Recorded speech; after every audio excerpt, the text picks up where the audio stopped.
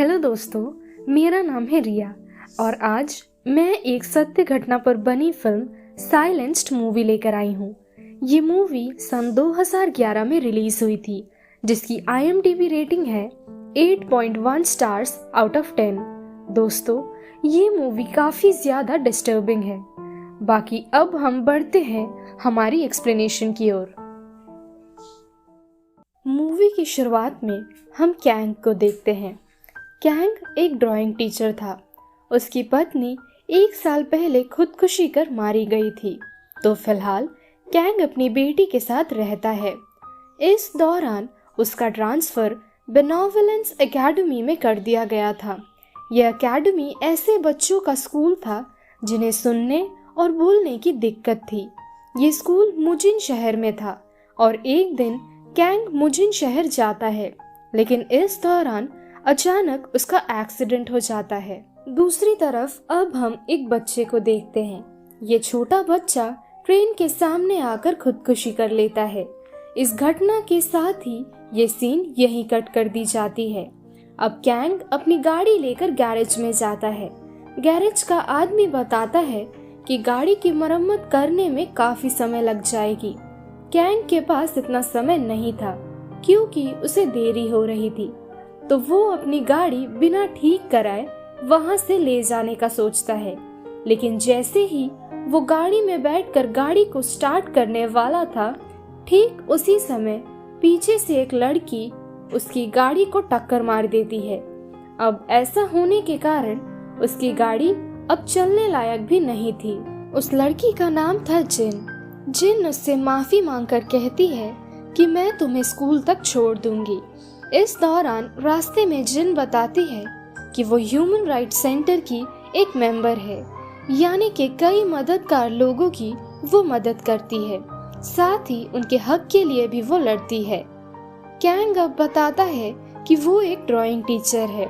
साथ ही वो उससे कहता है कि जो व्यक्ति सुन और बोल नहीं सकते हैं, वो उनसे इशारों में भी बातें कर सकता है, क्योंकि उसे ये भाषा आती है और वो साइन लैंग्वेज में काफी बातें करके उसे दिखाता है। अब दोनों स्कूल पहुंच जाते हैं, तो जिन कैंग को अपनी कार्ड देकर कहती है कि कभी भी तुम्हें कोई जरूरत हो तो मुझे बेझिझक कॉल करके बताना, मैं तुरंत चली आऊंगी। कैंग स्कूल पहुंचकर सबसे पहले प्रिंसिपल के ऑफिस में जाता है। वहां वो प्रिंसिपल से मिलकर कई समय तक दोनों बातें करने लगते हैं, जिसे सुन हम जान पाते हैं कि प्रिंसिपल की वजह से जिन को यहाँ इस स्कूल में नौकरी मिली है, क्योंकि प्रिंसिपल कैंग को पहले से ही जानते थे। अब स्कूल के वाइस प्रिंसिपल आकर कैंग को स्कूल के नियम कानून समझाने लगते हैं। कैंग इस व्यक्ति को देखकर हैरान रह जाता है, क्योंकि ये व्यक्ति हूबहू प्रिंसिपल की तरह दिखते हैं, तो वो खुद भी ये देख समझ नहीं पा रहा था कि असल में प्रिंसिपल कौन है।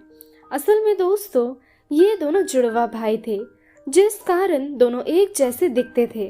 अब स्कूल के बारे में बताते बताते वाइस प्रिंसिपल कैंग को बताते हैं कि उसे कुछ दिनों के अंदर 50,000 रुपए स्कूल में जमा करना पड़ेगा, क्योंकि नियम अनुसार स्कूल के सभी नए टीचर, प्रोफेसर या फिर किसी भी नए वर्कर को स्कूल फंड के लिए पैसे देना पड़ता है। कैंग ये सुनकर थोड़ा परेशान हो जाता है, क्योंकि 50,000 रुपए कोई छोटी मोटी रकम नहीं है।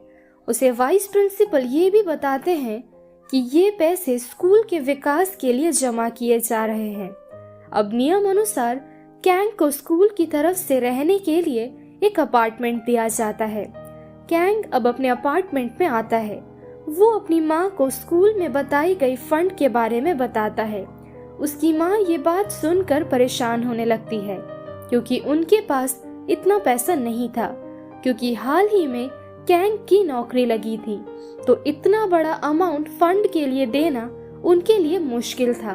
फिर भी वो कहती है कि मैं इसका इंतजाम कर लूंगी, तुम अपनी नौकरी पर ध्यान दो। अब आता है कैंग की नौकरी का पहला दिन। जब वह स्कूल के लिए जाता है, वो बहुत उत्साहित था। अब वो क्लास में आकर सभी को ड्राइंग करने को देता है। सभी बच्चे अब ड्राइंग करने लगते हैं। वो क्लास में इधर उधर घूमकर सभी बच्चों की ड्राइंग देख रहा था। और तभी वो इयोन नामक एक बच्ची का ड्राइंग देखता है जो उसे काफी पसंद आती है। वो उसके पास जाकर उसे प्रोत्साहित करते हुए कहता है, तुम बेहद अच्छा ड्राइंग करती हो, तुम एक बहुत अच्छी आर्टिस्ट बनोगी। लेकिन ये सुनकर भी उस बच्ची के चेहरे पर हम हंसी नहीं देख पाते हैं।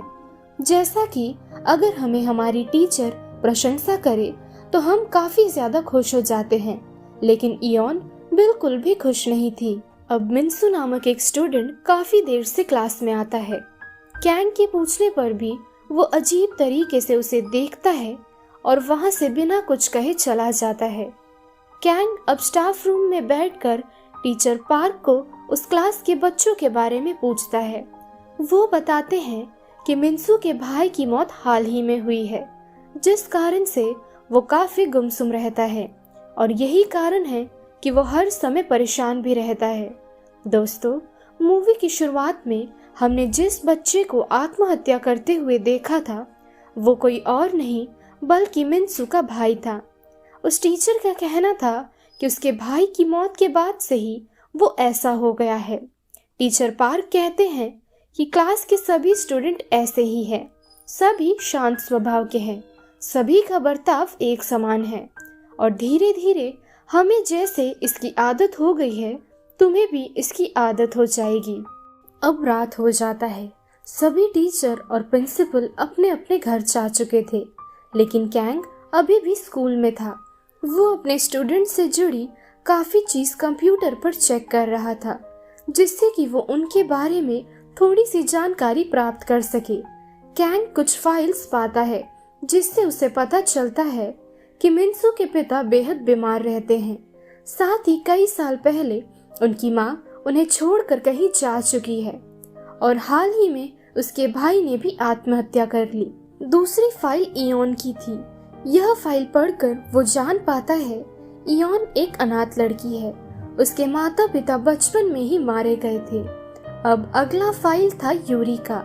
वो जान पाता है कि यूरी के माता पिता जिंदा है, लेकिन वो उसका ठीक तरह से ख्याल नहीं रखते हैं। उसके माता पिता को यूरी की जरा सी भी फिक्र नहीं है। वो दोनों अपने ही कामों में व्यस्त रहते हैं। ऐसे ही कई सारे बच्चों की फाइल्स पढ़कर वो अपना काम खत्म करता है और अब वो घर की ओर निकलने लगता है। स्कूल से बाहर जाने के दौरान उसे किसी बच्चे की चीखें सुनाई देती है, तो वो इस चीज को चेक करने हेतु आवाज का पीछा करते हुए गर्ल्स टॉयलेट में जा पहुंचता है। जैसे ही वो दरवाजा खोलकर भीतर जाने लगता है, तभी अचानक स्कूल के सिक्योरिटी गार्ड आकर उसे रोक लेते हैं। सिक्योरिटी गार्ड कहता है, गर्ल्स टॉयलेट में आपको जाने की अनुमति नहीं है, जिस कारण से आप अंदर नहीं जा सकते। कैंग उसे सारी बातें खुलकर बताता है कि वो जैसे ही घर की ओर रवाना हो रहा था, तभी वो अचानक से गर्ल्स टॉयलेट से किसी की चीखें सुनता है और इसी कारण वो उसका पीछा करते हुए गर्ल्स टॉयलेट में आ पहुंचा। बस इसलिए वो गर्ल्स टॉयलेट का दरवाजा खोलकर अंदर चेक कर रहा था। अब सिक्योरिटी गार्ड उसे बताता है कि स्कूल के कई बच्चे मजे करने के लिए हर दिन रात को एक जगह इकट्ठा होकर चिल्लाने लगते हैं। वे लोग खुद तो नहीं सुन सकते, इसलिए वे अपने होश में गुम होकर चिल्लाने लगते हैं और इससे वे सभी खुशी पाते हैं। ये सुनकर कैंग वहां से चला जाता है। अब अगली सुबह हम प्रिंसिपल के ऑफिस में एक पुलिस ऑफिसर को देखते हैं। इस पुलिस ऑफिसर को हम यहाँ रिश्वत लेते हुए देखते हैं। असल में स्कूल के प्रिंसिपल उसे पैसे देकर मिन्सू के छोटे भाई की आत्महत्या करने की पीछे की वजह को मिटाने के लिए कहते हैं। साथ ही ये मामला और गंभीर रूप से आगे ना बढ़ सके, इसलिए भी वो उसे पैसे दे रहे थे। अब वहाँ कैंग चला आता है। स्कूल में जितने भी लोग काम करते हैं उन सभी को स्कूल फंड के लिए फीस देना पड़ता है। वो भी यहाँ पैसे देने के लिए आया था और नियम अनुसार वो पैसे देकर यहाँ से चला जाता है। पैसे देकर वो अब स्टाफ रूम चला जाता है। वहाँ वो अपने सामने काफी हैरान कर देने वाली घटना देखता है। वो देखता है कि टीचर पार्क मिन्सू को काफी बुरी तरीके से मार रहे हैं। कैंग उसे रोककर वजह पूछता है कि तुम उसे ऐसे क्यों मार रहे हो। आखिर है तो वो एक बच्चा ना। टीचर पार्क उसे बताते हैं कि ये लड़का कल रात 2-3 लड़कियों के साथ बाहर चला गया था। पिछली बार इसका छोटा भाई भी स्कूल से बाहर चला गया था और फिर उसने आत्महत्या कर ली।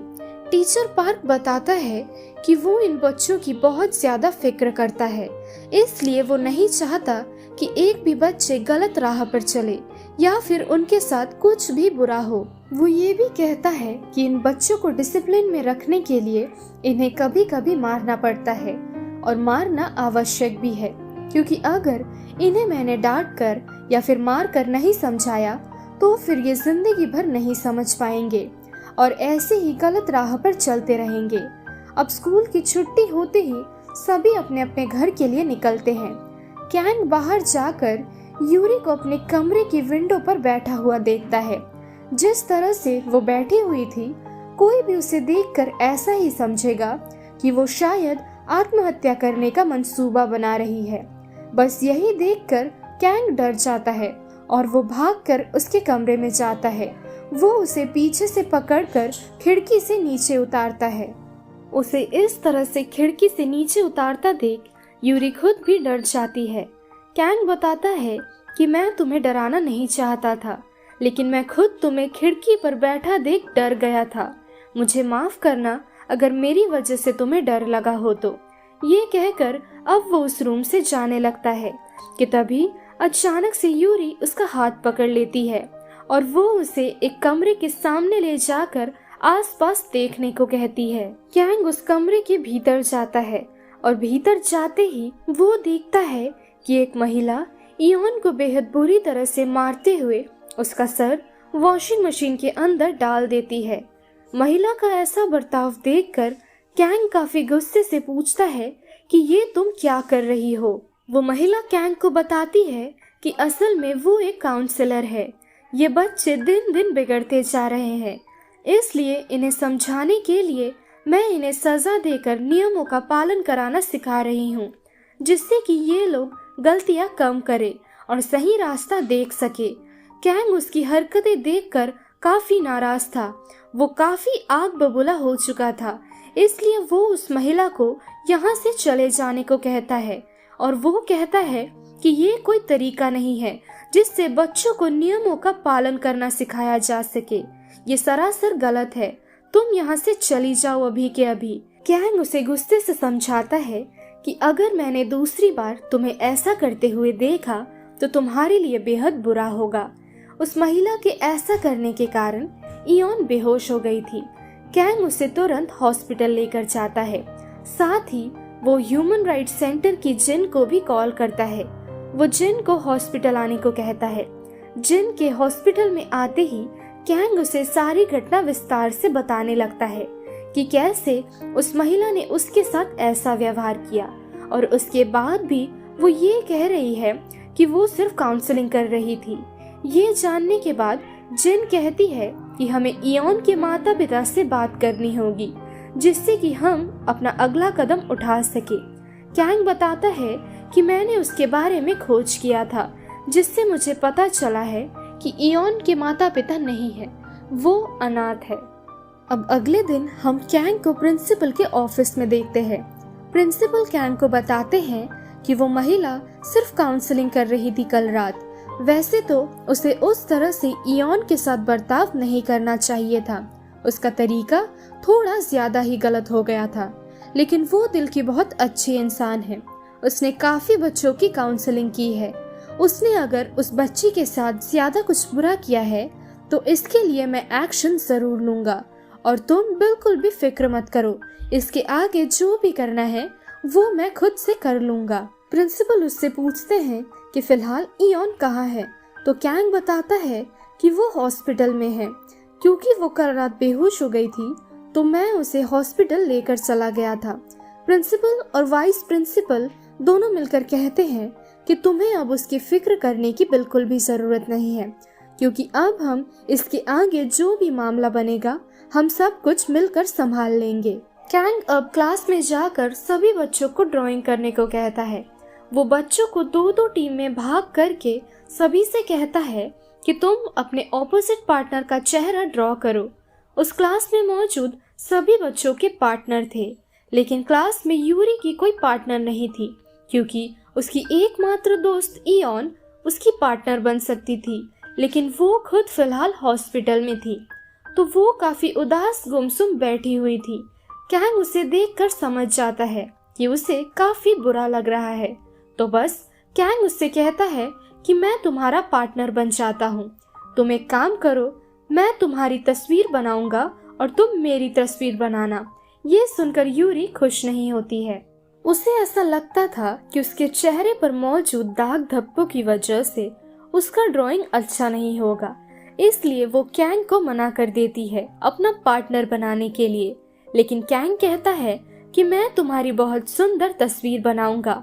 दोस्तों, मैंने पहले ही कहा था कि उसे साइन लैंग्वेज में बातें करना आता था, जिस कारण से वो इशारों में उसके साथ बातें करता है और वो बहुत सरल तरीके से सारी बातें उसे समझा देता है। कैंग अब उसकी तस्वीर बना लेता है, लेकिन जैसे ही वो उसे उसकी तस्वीर दिखाता है तो यूरी अपनी तस्वीर देखकर काफी ज्यादा खुश हो जाती है, क्योंकि उसके चेहरे पर मौजूद दाग धब्बे फिलहाल उसने उस तस्वीर में नहीं ड्रॉ किया था, लेकिन पहली बार उसके चेहरे पर हम मुस्कुराहट देख सकते हैं और वो दिल से मुस्कुरा रही थी। और ये मूवी का पहला ही सीन होगा जहाँ पर हम यूरी को मुस्कुराते हुए देख रहे हैं, जो कितने गुमसुम तरीके से रहा करती थी। दूसरी तरफ इयॉन के साथ हॉस्पिटल में जिन थी, जो उसका ख्याल रखने के लिए हॉस्पिटल में हर समय मौजूद थी।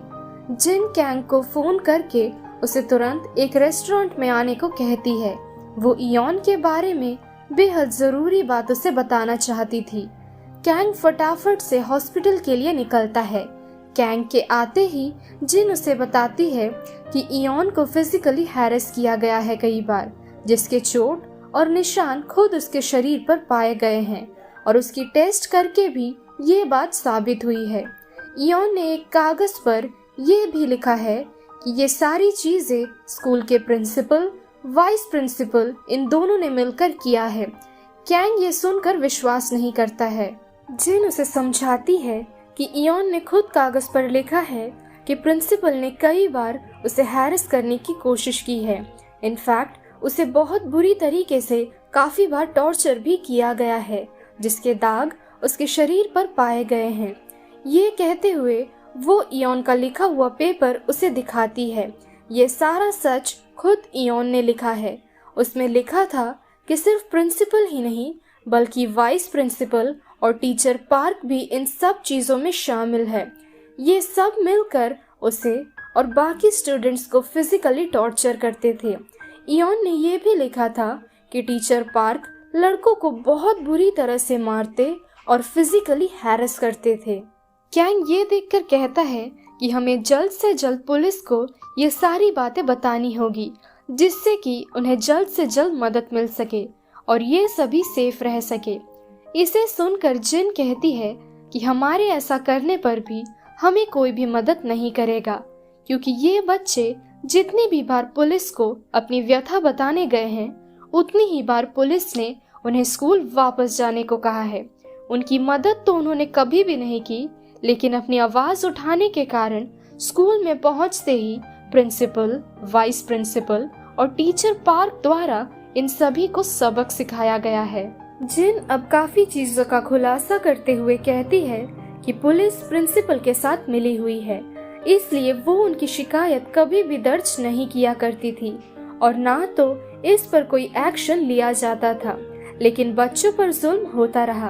अब कैंग को डर लगने लगता है, क्योंकि उसने प्रिंसिपल को बताया हुआ था कि इयॉन कौन से हॉस्पिटल में है। फिलहाल दोनों ही हॉस्पिटल से बाहर एक रेस्टोरेंट में थे, तो उसे और भी ज्यादा डर लगने लगता है।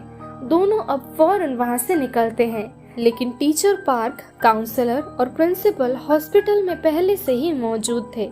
कैंग और जिन भी अब हॉस्पिटल पहुंचते हैं और हॉस्पिटल पहुंचकर वे लोग तुरंत इयॉन के कमरे में जाते हैं, लेकिन इयॉन अपने कमरे में नहीं थी। ये देख कैंग डर जाता है कि इयॉन कहाँ चली गई। तभी जिन अचानक से उस कमरे का कबर्ड चेक करती है। कबर्ड चेक करके वो देखती है कि उसके अंदर इयॉन छिपकर बैठी हुई है। असल में वो बेहद घबराई हुई थी, जिस कारण से वो खुद को बचाने के लिए कबर्ड के अंदर छिपकर बैठी थी। इयोन की ये हालत देखकर जिन उसे अगले दिन ह्यूमन राइट्स सेंटर लेकर जाती है। साथ ही वो उसे कहती है कि आज तक उसके साथ जितनी भी घटनाएं घटी है वो सब कुछ वो खुद बयां करे। दोस्तों, इयोन तो बोल नहीं सकती थी, तो वो साइन लैंग्वेज में बताती है कि एक दिन वो अपनी दोस्त यूरी के साथ खेल रही थी कि तभी यूरी बाथरूम करने के लिए स्कूल के भीतर जाती है। काफी समय हो गया था, लेकिन यूरी वापस नहीं आ रही थी, तो वो उसे चेक करने के लिए स्कूल के भीतर जाती है। इस दौरान उसे प्रिंसिपल अपने ऑफिस के भीतर आने को कहते हैं। इयोन अंदर नहीं जाना चाहती थी, लेकिन जबरदस्ती प्रिंसिपल उसे ऑफिस के भीतर लेकर जाते हैं। प्रिंसिपल अब उसे एक वीडियो क्लिप भी दिखाते हैं। प्रिंसिपल उसे एक 18+ वीडियो दिखाते हैं और फिर वो उसके करीब आने की कोशिश करता है। ये देखकर इयोन प्रिंसिपल को धक्का देकर वहां से भागने लगती है। वो भागते हुए बाथरूम में जाकर छिप जाती है, लेकिन उसका पीछा करते हुए प्रिंसिपल बाथरूम तक पहुंच जाता है। यहाँ पहुंचकर प्रिंसिपल उसके साथ जबरदस्ती कर उसे टॉर्चर करता है और जबरदस्ती उसे हैरेस भी करता है। इयोन को काफी बेरहमी से मारा भी जाता है, क्योंकि वो खुद को बचाने की कोशिश कर रही थी। जिस दिन कैंग ने स्कूल के बाथरूम से कुछ आवाजें सुनी थी, असल में उस दिन भी इयोन को टॉर्चर करके हैरेस किया जा रहा था। ह्यूमन राइट्स सेंटर में यूरी को भी लाया जाता है। इयोन जब ये सारी बातें बता रही थी, तो उसकी बातें सुनकर यूरी रोने लगती है। उसकी बातें सुनने के बाद वो रोते हुए कहती है कि ये सारी घटनाएं मेरे साथ भी घट चुकी है। काफी हिम्मत जुटाकर यूरी अब अपनी कहानी उन सभी को बताने लगती है। एक दिन यूरी बैठी हुई थी, वो इयोन का इंतजार कर रही थी। अचानक वहाँ पर प्रिंसिपल आ जाते हैं। प्रिंसिपल उसे चॉकलेट खिलाने का लालच देते हैं और ऐसा कहकर वो उसे अपने ऑफिस में लेकर जाते हैं और बस इसका फायदा उठाते हुए वो उसे भी टॉर्चर करके हैरेस करने लगते हैं। ये बातें बताते हुए यूरी बेहद रोने लगती है। उसकी हालत देखकर जिन उसे गले से लगा लेती है और वो उसे शांत करने की कोशिश करती है। किंग ये सारी बातें जानकर जिन से सभी का ख्याल रखने को कहकर अपने अपार्टमेंट में वापस चला आता है। ये सारी सच्चाई जानने के बाद वो बेहद परेशान हो गया था। उसे बहुत बुरा लग रहा था कि उन बच्चों के गुरु ही उन्हें इतनी बेरहमी से टॉर्चर करते हैं। अब वहाँ पर कैंग की माँ चली आती है। कैंग की माँ बार बार उसे कहने लगती है कि तुम अपने प्रिंसिपल के साथ अपना संपर्क अच्छा बनाओ, जिससे कि वो तुमसे खुश हो सके और भविष्य में वो तुम्हें एक अच्छी नौकरी देंगे, क्योंकि प्रिंसिपल की वजह से कई लोगों को अच्छी नौकरी मिली थी और हो सकता है कि अगर तुम भी अपना संपर्क उनके साथ सही तरीके से बनाए रखे तो तुम्हें भी भविष्य में अच्छी नौकरी मिल सकेगी। किंग तो बार बार प्रिंसिपल का नाम सुनकर आग बबूला होने लगता है। वो अपनी माँ को चुप करा देता है, क्योंकि प्रिंसिपल के बारे में वो कोई भी अच्छी बातें नहीं सुनना चाहता था और ना तो उनसे जुड़ी कोई बातें वो जानना चाहता था। असल में कैंग की माँ थोड़ी परेशान थी, क्योंकि उसने स्कूल के फंड के पैसे अपना घर बेचकर दिया था। तो फिलहाल उन लोगों के पास स्कूल से दिया हुआ ये घर है और अगर ये घर चला गया तो उनके पास कुछ भी नहीं बचेगा, क्योंकि उनके पास उनका खुद का कुछ भी नहीं था फिलहाल। इसलिए तो वो बार बार कैंग को प्रिंसिपल के साथ अच्छे संबंध बनाने को कहती है, जिससे कि भविष्य में उसके वो कोई काम आ सके। अगले दिन जिन एजुकेशन ऑफिस में जाकर वहाँ के अफसर से बात करती है। वो स्कूल में घटी सारी घटनाएं विस्तार से उसे बताने लगती है। वो कहती है कि इस घटना के बारे में जानकर अब तुम लोगों को इसकी कंप्लेंट दर्ज करनी चाहिए और इस पर तुम्हें सख्त से सख्त एक्शन लेना चाहिए। ऑफिसर ये बात सुनकर बताती है कि वे लोग इस पर कुछ नहीं कर सकते, क्योंकि ये एजुकेशन ऑफिस है और ये एजुकेशन ऑफिस का काम नहीं है, उसे दूसरे ऑफिस में जाना पड़ेगा। जिन बताती है कि वो कई सारे ऑफिस में जा चुकी है और सभी जगहों से एक के बाद एक उसे कहीं और जाने को कहा जा रहा है, लेकिन कहीं पर भी जाकर उसकी कंप्लेंट ना तो दर्ज की जा रही है और ना तो किसी भी प्रकार से कोई एक्शन लिया जा रहा है। बस सभी उसे काफी सारे बातें कहकर वहां से जाने को कह रहे हैं। जिन अब उदास होकर वहां से चली जाती है और अब वो पुलिस स्टेशन में जाकर पुलिस को अपनी कंप्लेंट दर्ज करने को कहती है। पुलिस ऑफिसर कहता है कि मैं ये कंप्लेंट दर्ज नहीं कर सकता क्योंकि प्रिंसिपल काफी भले इंसान है, साथ ही वाइस प्रिंसिपल भी काफी भले इंसान है। प्रिंसिपल को सरकार द्वारा सम्मान एवं पुरस्कार भी दिया गया है, जिसके चलते मैं इतने सरल इंसान को पुलिस की तरफ से किसी भी मुसीबतों में नहीं डाल सकता हूँ और ये इन्वेस्टिगेशन करके उनकी इज्जत पर काफी लांछन उठेंगे, जिसके कारण मैं ये सब कुछ नहीं कर सकता। ये सुनकर जिन काफी गुस्सा होने लगती है क्योंकि कोई भी उसकी कंप्लेंट दर्ज करने को तैयार नहीं था, जबकि स्कूल में इतनी बड़ी घटना घट चुकी है बच्चों के साथ ही उनके साथ कितना बुरा व्यवहार किया जाता था। इस दौरान जिन का दोस्त उसे कॉल करके बताता है कि सियोल शहर के एक टीवी स्टेशन वाले उनका केस सभी के सामने लाना चाहते हैं और ये सुनकर जिन काफी खुश हो जाती है। दूसरी तरफ हम टीचर पार्क को देखते हैं जो मिन्सू को बेहद बुरी तरीके से मार रहा था। दोनों फिलहाल प्रिंसिपल के ऑफिस में थे। टीचर पार्क उससे पूछते हैं कि इयोन और यूरी कहाँ पर है, लेकिन मिन्सू को इस बारे में कुछ भी नहीं पता था, जिस वजह से वो उसे कोई भी जानकारी नहीं दे पाता। लेकिन टीचर पार्क ये बात मानने को तैयार ही नहीं थे और वो उसे काफी बुरी तरीके से मारते ही रहे। वो एक छड़ी लेकर उसे मारने जाते हैं कि तभी प्रिंसिपल उसे कहते हैं कि ये मेरा ऑफिस है, तुम यहाँ पर उसे मत मारो वरना हम सभी फंस जाएंगे। तुम किसी और कमरे में उसे लेकर जाओ, वहाँ जाकर उसे जितना भी मारना है मारो। प्रिंसिपल के कहे मुताबिक टीचर पार्क उसे ऑफिस से बाहर लेकर जाता है। जैसे ही वो प्रिंसिपल के ऑफिस का दरवाजा खोलता है तो वो अपने सामने कैंग को देखता है। असल में कैंग की माँ ने प्रिंसिपल के लिए एक फूल का पौधा भेजा था और यही वो प्रिंसिपल को देने आया था, लेकिन अपने सामने का दृश्य देखकर वो बेहद गुस्से में आ जाता है क्योंकि वो मिन्सू को घायल अवस्था में देख लेता है। उसे बहुत बेरहमी से मारा गया था। अब टीचर पार्क उसे लेकर दूसरे कमरे में जाने लगते हैं कि तभी कैंग खुद को संभाल नहीं पाता है और उस पौधे से टीचर के सर पर दे मारता है। मिन्सू की ये हालत देखकर कैंग उसे ह्यूमन राइट्स सेंटर में लेकर जाता है। कैंग मिन्सू को ह्यूमन राइट्स सेंटर में ले जाकर उसे शांत करता है और फिर उसके साथ जितनी भी घटनाएं हुई है वो सारी घटनाएं उसे बताने को कहता है। मिन्सू का कहना था कि वो ये सारी घटना साथ उसके साथ जितनी भी टॉर्चर हुई है वो सब कुछ बताने को तैयार है, लेकिन जिन लोगों ने भी उसके साथ ऐसा किया है उन सभी को सजा मिलनी चाहिए और अगर ऐसा नहीं हुआ तो फिर इन घटनाओं के बारे में बताकर कोई फायदा नहीं है।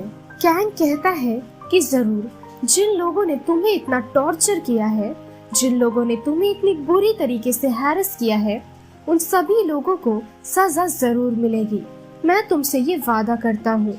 ये सुनकर अब मिन्सू अपनी घटनाएं बताने लगता है कि किस तरह से हर दिन स्कूल के खत्म होने के बाद उसे और उसके भाई को एक कमरे में टीचर पार्क ले जाया करते थे और फिर वो दोनों को बेहद बुरी तरीके से टॉर्चर करते थे। धीरे धीरे इस घटना से दोनों की मानसिक स्थिति में बहुत बुरी तरीके से उसका असर पड़ने लगा। ये घटना हर दिन होने लगती है, जिसके कारण उसके भाई ने आत्महत्या कर ली थी। दोस्तों, सियोल के टीवी स्टेशन वालों ने पहले से ही उस कमरे में कैमरा सेट करके रखा हुआ था, जिसके कारण मिन्सू जैसे ही अपनी सारी घटनाएं बताता है तो ये सारी घटनाएं लाइव टेलीकास्ट कर दी जाती है। स्कूल में घटे सारी घटनाओं के बारे में फिलहाल सभी लोगों को पता चल चुका था।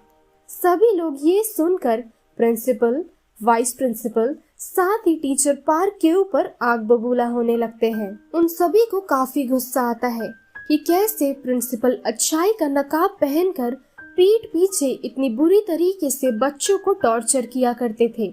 इस घटना के अगले दिन प्रिंसिपल, वाइस प्रिंसिपल और टीचर पार्क को पुलिस पकड़ कर लेकर जाती है।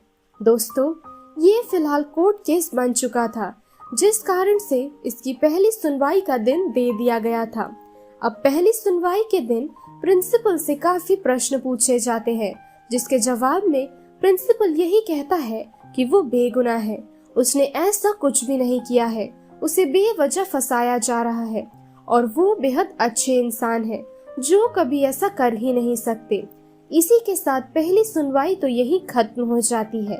अब आते हैं दूसरी सुनवाई के दिन। इस दिन स्कूल के सिक्योरिटी गार्ड से पूछताछ की जाती है।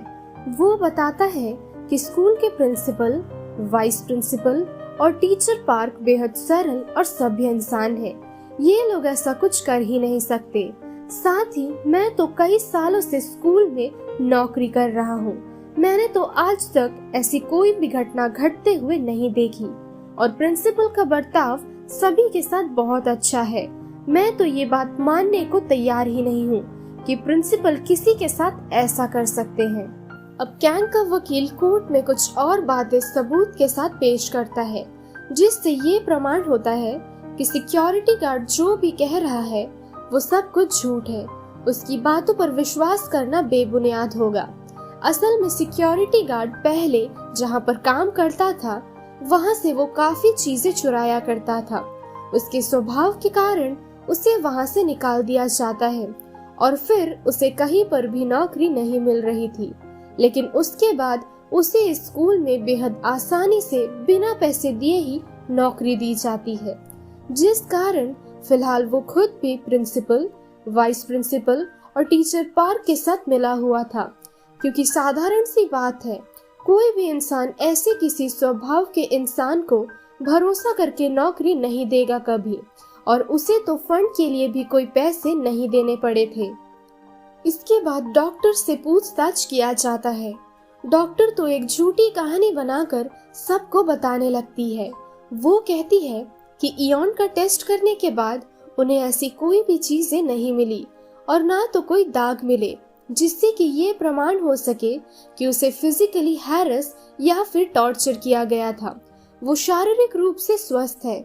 उसका ये बयान सुनकर वहाँ मौजूद सभी काफी हैरान हो जाते हैं, क्योंकि उसने खुद ही इयॉन का टेस्ट किया था और उसने खुद बताया था कि इयॉन को बेहद बुरी तरीके से टॉर्चर किया जाता था। और अब कोर्ट में आकर उसका इस तरह से पलट जाना ये उनके लिए काफी खतरा साबित हो सकता है, क्योंकि ये उल्टा उन पर ही भारी पड़ रहा था। अब दोस्तों, कैंग का वकील पहले से ही समझ चुका था कि डॉक्टर कोर्ट में आकर अपना बयान बदल देगी, इसलिए उसने पहले से ही जज को इयॉन की 2 रिपोर्ट जमा कर दी थी। ये दोनों रिपोर्ट इसी डॉक्टर द्वारा बनाई गई थी, जिसकी पहली रिपोर्ट यह थी कि वो शारीरिक रूप से स्वस्थ नहीं है। उसके शरीर पर काफी दाग पाए गए हैं, जिससे यह प्रमाण होता है कि वो फिजिकली हैरेस की गई है। इयॉन की दूसरी रिपोर्ट में ऐसा लिखा था कि वो शारीरिक रूप से स्वस्थ है। उसके शरीर पर ना तो कोई दाग पाए गए हैं और ना तो ऐसे कोई निशान है जिससे कि यह प्रमाण हो सके कि उसे हैरेस किया गया है।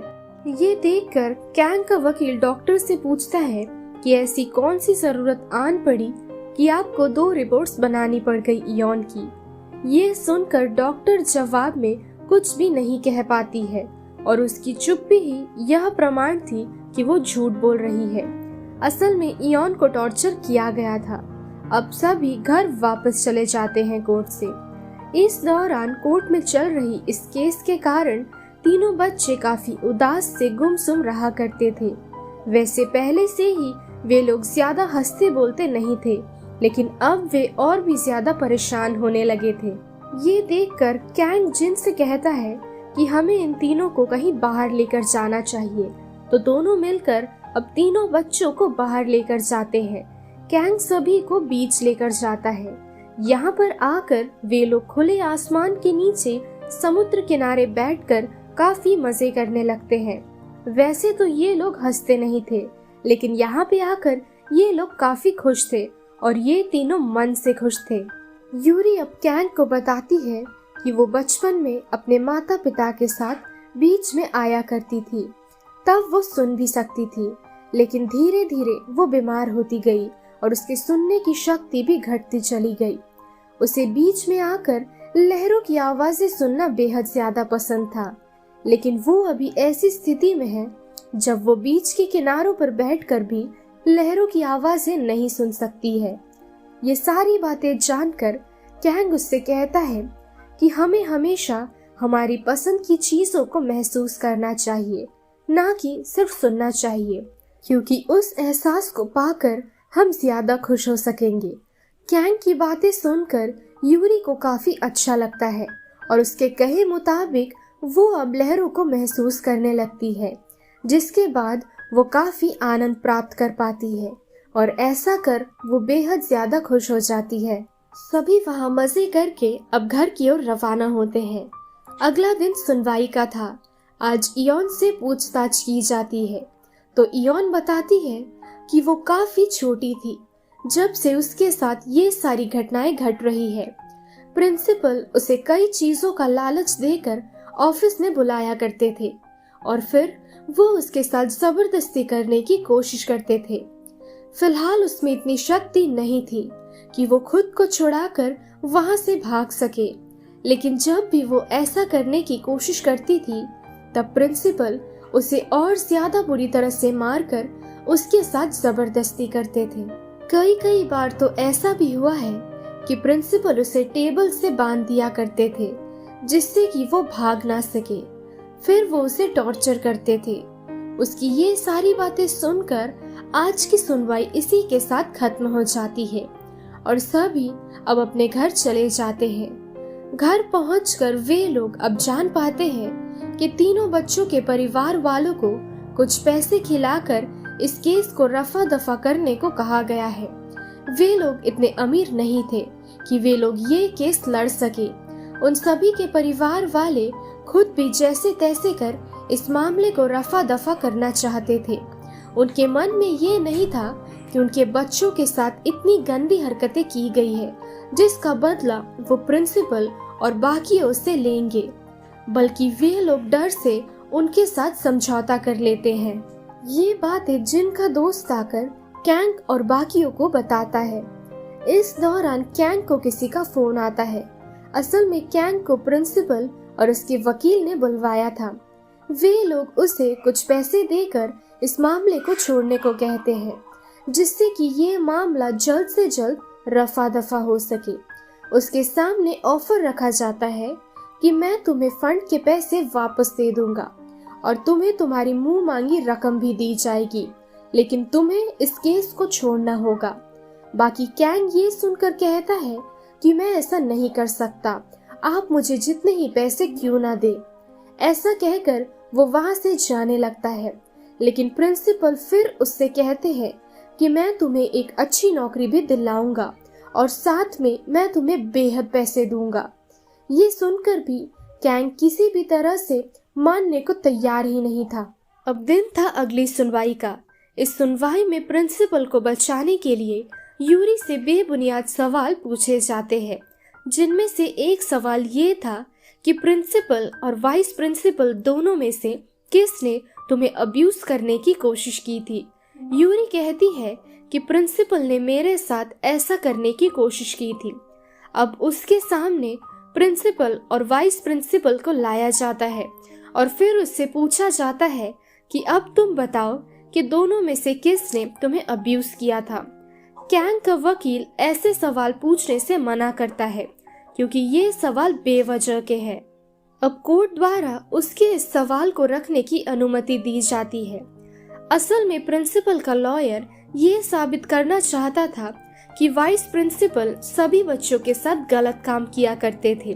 वो सभी को टॉर्चर किया करते थे, ना कि प्रिंसिपल, जो कि वाइस प्रिंसिपल हूबहू प्रिंसिपल की तरह ही दिखते थे। इसलिए ये करना काफी आसान था। अब यूरी को दोनों के सामने खड़ा कर दिया जाता है और फिर उससे कहा जाता है कि इन दोनों में से किसने तुम्हें टॉर्चर किया है ये पहचानो। यूरी तो समझ नहीं पा रही थी कि दोनों में से प्रिंसिपल कौन है, तो वो साइन लैंग्वेज में कुछ इशारा करते हुए दोनों के सामने दिखाती है। उसे ऐसा करता देख प्रिंसिपल के माथे पर हम शिकन देखते हैं। वो डरने लगता है और ये देखकर यूरी समझ जाती है कि प्रिंसिपल कौन है। अब लॉयर पूछते हैं कि तुम्हें कैसे पता चला कि ये प्रिंसिपल है। यूरी बताती है कि प्रिंसिपल और वाइस प्रिंसिपल दोनों में से प्रिंसिपल को ही सिर्फ साइन लैंग्वेज में बात करना आता है और वो हमेशा उसे टॉर्चर करने के बाद साइन लैंग्वेज में उसे डरा कर धमकी देते थे कि मैं तुम्हें जान से मार डालूंगा अगर तुमने ये बात किसी को भी बताने की जरूरत की। और यही बात उसने प्रिंसिपल और वाइस प्रिंसिपल के सामने भी कहा था। उसके ऐसा करने पर हम सभी ने देखा था कि प्रिंसिपल के चेहरे के होश उड़ गए थे और ये देखकर वो समझ जाती है कि प्रिंसिपल कौन है। आज की सुनवाई यही खत्म हो जाती है। अब हम जिन को कहीं बाहर देखते हैं। यहाँ उसकी मुलाकात उस काउंसलर से होती है जो मूवी की शुरुआत में इयोन को काफी बुरी तरीके से टॉर्चर कर रही थी। काउंसलर बताती है कि मिन्सू की दादी ने प्रिंसिपल के साथ समझौता कर लिया है। उसे काफी पैसे देकर उसका मुंह बंद करवा लिया गया है और वो जैसे तैसे कर इस मामले को बढ़ने नहीं देगी। ये बात जिन कैंग को बताती है। इस दौरान मिन्सू अपनी अगली सुनवाई के लिए तैयारी कर रहा था कि अगली सुनवाई में उससे क्या पूछताछ की जाएगी। वो कैंग के पास जाता है तो कैंग उसे बताता है कि इन सब तैयारियों की अब कोई भी जरूरत नहीं है। तुम्हारी दादी ने पैसे लेकर प्रिंसिपल के साथ समझौता कर लिया है जिसके कारण अगली सुनवाई में तुम्हारा कहा कुछ भी माना नहीं जाएगा। ये सुनकर मिन्सू बेहद रोने लगता है और वो कहता है कि मेरी दादी कैसे समझौता कर सकती है, वो भी उस इंसान के साथ जिसने उसके ही अपनों की जिंदगी पूरी तरह से तबाह कर दी, जिसकी वजह से उसे बेवजह और इतनी बेरहमी से मारा गया था। इतनी बुरी तरह से उसे टॉर्चर किया जाता था, हर दिन उसे फिजिकली अब्यूज किया गया। ये सब कुछ मेरी दादी कैसे भूल सकती है? कैसे वो भूल गई कि इन लोगों की वजह से ही मेरे भाई ने आत्महत्या कर ली थी। मिन्सू का रो रो कर बुरा हाल हो चुका था। उसकी ये हालत देखकर कैंग उसे गले लगाकर शांत करता है। मिन्सू कहता है कि प्रिंसिपल, वाइस प्रिंसिपल और टीचर पार्क को सजा जरूर मिलनी चाहिए। तो फिर क्यों हमारे परिवार वाले उन सभी से समझौता करने लग गए हैं? क्या उन्हें दिखाई नहीं देता कि हम लोग कितनी तकलीफ में हैं? अब रात का समय था तब यूरी कैंग के पास आती है और उसे एक घटना बताती है कि एक दिन प्रिंसिपल उसे अपने ऑफिस में ले गए थे। उस वक्त ऑफिस में एक वीडियो चल रही थी जो कि थी प्रिंसिपल की। प्रिंसिपल किसी लड़की को अब्यूज कर रहे थे। मुझे ये बात साफ साफ याद है कि उस वीडियो में प्रिंसिपल जिसे अब्यूज कर रहे थे वो लड़की और कोई नहीं बल्कि इयोन थी। ये बात जानकर कैंग जिन को बताता है। अब जिन और कैंग मिलकर प्रिंसिपल के ऑफिस में जाते हैं और वहां जाकर वे लोग उस वीडियो क्लिप को खोजने की कोशिश करते हैं। खुशकिस्मती से ये वीडियो क्लिप उन्हें मिल जाती है और ये वीडियो लेकर अब वो अपने लॉयर के पास जाते हैं। लॉयर कहता है कि ये काफी सेंसिटिव एक वीडियो क्लिप है जिसे हम कोर्ट में सभी के सामने नहीं दिखा सकते हैं, लेकिन ये वीडियो हम अलग से जज को जरूर दिखा सकते हैं। उनका वकील बताता है कि ये वीडियो फुटेज अगर हम जज को दिखा दे तो उसके बाद प्रिंसिपल, वाइस प्रिंसिपल, साथ ही टीचर पार्क, इन सभी को काफी ज्यादा सजा मिलेगी और अब उन लोगों को कोई नहीं बचा सकता है। अब कैंग का वकील जज को वो वीडियो क्लिप दिखा देता है। अब दिन था आखिरी सुनवाई का। जैसे कि कैंग के वकील ने पहले से ही वीडियो फुटेज दिखा रखा था तो आज किसी से भी पूछताछ नहीं की जाएगी। जज अब अपना आखिरी फैसला सुनाते हैं। जज कहते हैं कि प्रिंसिपल ने जुर्म किया है, लेकिन उन्होंने हमारे शहर की उन्नति के लिए बहुत योगदान भी किया है। प्रिंसिपल की मदद की वजह से आज हमारे शहर में उन्नति हुई है। ये सब कुछ उन्हीं का ही दिया हुआ है जहां हम जी रहे हैं। अब तीनों को ही 8 से 10 महीने की जेल होती है और पुलिस की निगरानी में 1.5 से 2 साल तक रखने को कहा जाता है। प्रिंसिपल और काउंसलर ये सब लोग काफी खुश थे क्योंकि उन लोगों को ज्यादा सजा नहीं मिली थी। साथ ही जज का फैसला सुनकर सभी काफी हैरान थे। तीनों बच्चे रोने लगते हैं क्योंकि उन लोगों को यही लग रहा था कि उनके साथ जैसा हुआ है शायद उसके लिए इन लोगों को सजा जरूर मिलेगी। लेकिन जज की सजा सुनकर ये लोग खुश नहीं थे। असल में हुआ यूं था कि कैंग का वकील जब वीडियो क्लिप दिखाने गया था उस वक्त दोनों को काफी ज्यादा पैसे देकर खरीद लिया गया था, जिसके बाद दोनों ने अंत में आकर कैंग और बच्चों को धोखा दे दिया। अगर जज और कैंग का वकील उन्हें धोखा नहीं देते तो प्रिंसिपल को कठोर से कठोर सजा जरूर दी जाती। अब जेल जाने के एक दिन पहले सभी मिलकर पार्टी कर रहे थे, जहां पर principal, vice principal, teacher park, वकील ये सब लोग शामिल थे। साथ ही इनके साथ जज भी शामिल था। अब कैंग अपने शहर चला जाता है वापस। जिन को इयॉन और यूरी से पता चलता है कि मिन्सू टीचर पार्क को मारने के लिए गया है। जिन ये सब बात जानकर तुरंत कैंग को बताती है कि तुम फौरन मिन्सू के पास जाओ। दूसरी तरफ पार्टी खत्म करके टीचर पार्क अपने घर लौट रहे थे। इस दौरान उसकी मुलाकात मिन्सू से होती है। टीचर पार्क उसे देखकर अपने साथ अपने घर आने को कहता है, लेकिन मिन्सू अचानक से छुरी निकालकर उसके पेट में घुसा देता है। अब दोनों में काफी समय तक हाथापाई होती है। लड़ते लड़ते दोनों ट्रेन की पटरी के पास जा पहुंचते हैं। जिस पटरी पर वे दोनों लड़ रहे थे उस पटरी पर ट्रेन आ रही थी।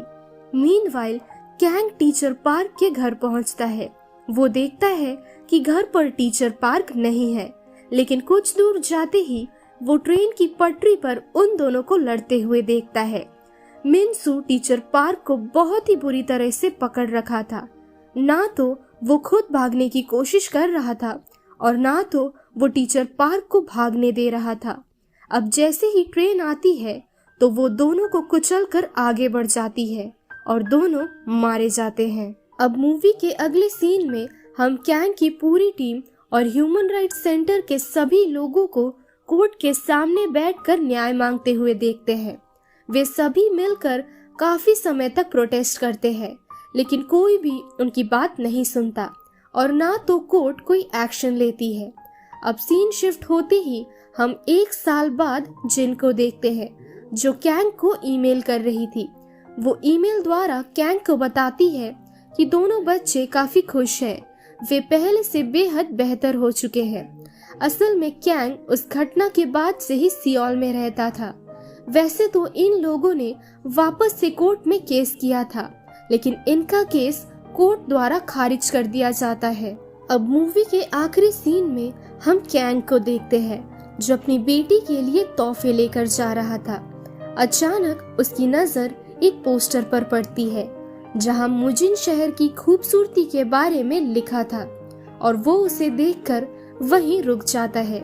और इसी के साथ ये मूवी यहीं खत्म हो जाती है। दोस्तों, ये मूवी सत्य घटना पर बनी फिल्म है। असल घटना यही थी कि ग्वांगचू इन्वा स्कूल में ऐसे बच्चों को जो कि सुन और बोल नहीं सकते, वहाँ के कई बच्चों को प्रिंसिपल, वाइस प्रिंसिपल और टीचर द्वारा हैरेस किया जाता था। और एक दिन इस घटना के बारे में स्कूल में नया नया आया एक टीचर समझ जाता है, तो वो ह्यूमन राइट्स सेंटर की मदद से उन बच्चों को बचाकर न्याय दिलाता है। हालांकि पैसे देकर प्रिंसिपल और सभी काफी जल्द जेल से छोड़ दिए गए थे, क्योंकि उनकी पहुंच दूर दूर तक थी। पहले ही कोर्ट से उन्हें कम सजा दी गई थी और सजा के बाद भी वे लोग पैसे देकर कुछ महीनों के अंदर ही छोड़ दिए जाते हैं। दोस्तों, अगर हम कैंग यानी उस टीचर की बात करें जिनकी वजह से ये सभी न्याय पा सके, वो इनके लिए एक टूटता तारा है, जिससे बिना कुछ मांगे ही उसने इनको समझकर उनकी मदद की। हम ये जानते हैं कि एक गुरु और शिष्य का रिश्ता सिर्फ पढ़ाई तक सीमित नहीं होता है, बल्कि ये रिश्ता अपनत्व का भी होता है। और ये मूवी देखने के बाद शायद आप सभी को इसका प्रमाण नहीं देना पड़ेगा। इस मूवी के रिलीज होने पर ग्वांगजू शहर के स्कूलों को कई महीनों तक बंद रखा गया था, साथ ही इस केस को दोबारा से चालू किया गया था, जिसके कारण सभी गुनहगारों को कठोर सजा मिली थी। साथ ही सरकार द्वारा ह्यूमन राइट्स को नजर में रखकर कई लॉ भी बनाए गए थे। सो दोस्तों, यही थी आज की हमारी मूवी एक्सप्लेनेशन साइलेंस्ड। ये मूवी आपको कैसी लगी ये कमेंट सेक्शन में बताना ना भूले। अगर आपको हमारी वीडियो पसंद आई हो तो वीडियो को जरूर लाइक और शेयर करें, और अगर आप चैनल पर नए हो तो हमारे चैनल को सब्सक्राइब करना ना भूले। मिलते हैं हमारे अगली वीडियो पर, तब तक के लिए स्टे सेफ, शब्बा खैर।